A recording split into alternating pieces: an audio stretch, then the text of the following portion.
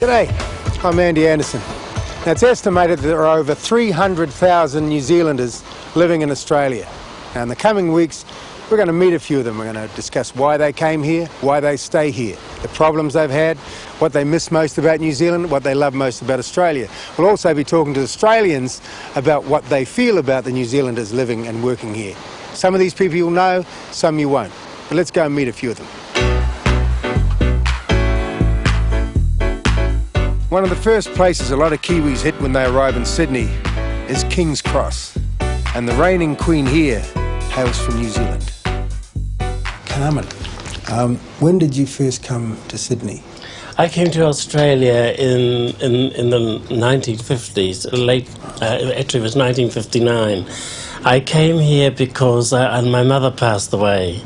And I always thought of the world of my mother because she always said to me I should have been a fashion designer because I used to love scribbling when I was a little child. And she said, you should be some kind of entertainer. I said, all right, Mother. Well, she passed away.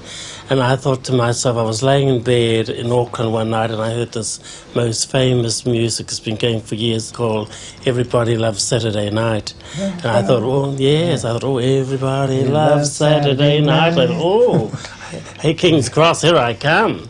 So I decided I'll shoot over here to King's Cross, and I was a guy then, and I was a male nurse in Cornwall Hospital in Auckland, and I wrote for the job at Concord Army Repatriation Hospital, and said I wouldn't mind a job as a male nurse, so they gave me the job.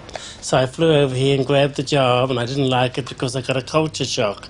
The culture shock was, here's me as a Maori guy, brought up on a farm with 13 brothers, here am I flying to Sydney, get this job at the Concord Army Hospital, and I just banged to all these Greeks, Italians, Lebanese, Asian, Oriental, the whole works. It was too much for me, so I left. And I left and I was staying in the YMCA in Pitt Street. Can you imagine me staying here? I was staying in the YMCA in Pitt Street, and then I decided, blow this, I'm going to go to King's Cross. I went to King's Cross, and I was out of a job, and I was broke, and I had no money. And this Aboriginal guy said to me, where are you from? And I said, I'm from New Zealand. He said, God, he said, you're a good-looking guy. And I was 19 or 20 at that time. He said, you do wonderful. He said, I work at a place for male prostitutes. And I said, oh, well, that's good, I don't care, as long as it's money. And he said, yes. So we went to the wall and worked there. We made a bit of money. And then I got a job at Doyle's restaurant in Rose Bay as a waiter doing part-time work. And the Chevron Hilton Hotel opened up, and I was lucky again. I got a job there as a waiter in the Silver Spade nightclub in Chevron Hilton. Everything was buzzing around because the Beatles were arriving. And at that time in King's Cross, drag shows were opening up. It was the time of the Flower People, the Bohemian.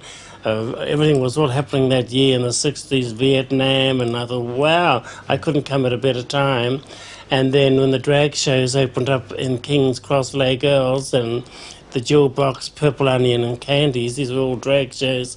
I was very blessed and lucky. I got a job there, lip singing plus an exotic dancer and stripping in King's Cross. I was lucky, very lucky. Yeah.